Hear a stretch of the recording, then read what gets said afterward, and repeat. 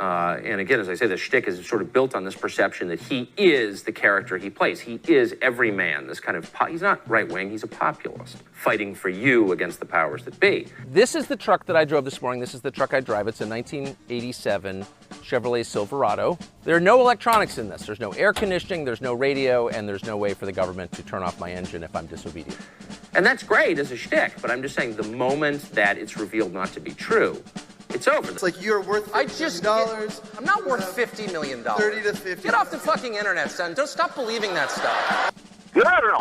But see, I'm an out of the closet elitist. I don't run around pretending to be a man of the people. I'm absolutely not a man of the people at all. I had the privilege of not being interested in money because I didn't grow up in a family where we were worried about money, so I just never really thought about money. Tucker's great-great-great-grandfather was known as the Cattle King of California, the largest landowner in the United States in the 19th century. Just to give you an idea of the enormous wealth. Well, it's kind of like a Kramer versus Kramer situation, right? They got a divorce and she took off. Tucker and his brother did end up with part of the oil and gas minerals that she owned in her estate.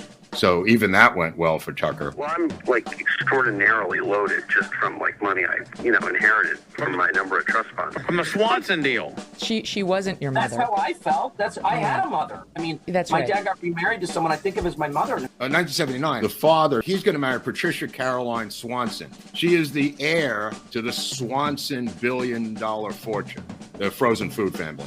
Serve Swanson dinner soon. I'm extraordinarily loaded just from money I inherited. You're a trust fund baby, are you not? No, completely. I've never needed to work. I think there's kind of a deep phoniness at the center of his shtick. I worked in a kitchen in 1985. Everybody in the kitchen had a criminal record. Every single one. But of course, every dishwasher has been to prison for something, right? I do really prefer the feudal model, which is it's the model of all time. One thing you learn when you grow up in a castle and look out across the moat every day at the hungry peasants out in the village is you don't want to stoke envy among the proletariat. This Swanson heir essentially posing a question to this audience that they never really have to ponder. What sane person would choose to live, and let's do top end, $30 million, 16th floor apartment in a crowded city over a log cabin in a pine forest with the wood stove glowing as the snow falls?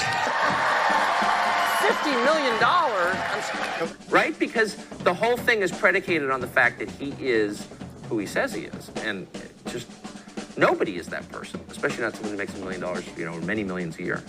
He's been able to get, a $20 million a year contract. So I have a book out coming Monday. And I'm not rich, but I paid my house off. He sold his Washington, D.C. home for $3.95 million in July of 2020 to purchase, a $2.9 million property in Boca Grande, a small community in Southwest Florida. We have 4 kids, and they all left. They all went to boarding school when they were young, so we've lived alone for a while. No, trust me, you will send your kids to boarding school. Oh, no, I will not. I promise you that. I love my kids, and I want to hang on to them and love them and give them a kiss at night and not have to talk to them via AT&T. Jesus, you rich people. You got real defensive there. I just threw out a number that's a lot of money. I don't know what happened to all the money. I don't really care.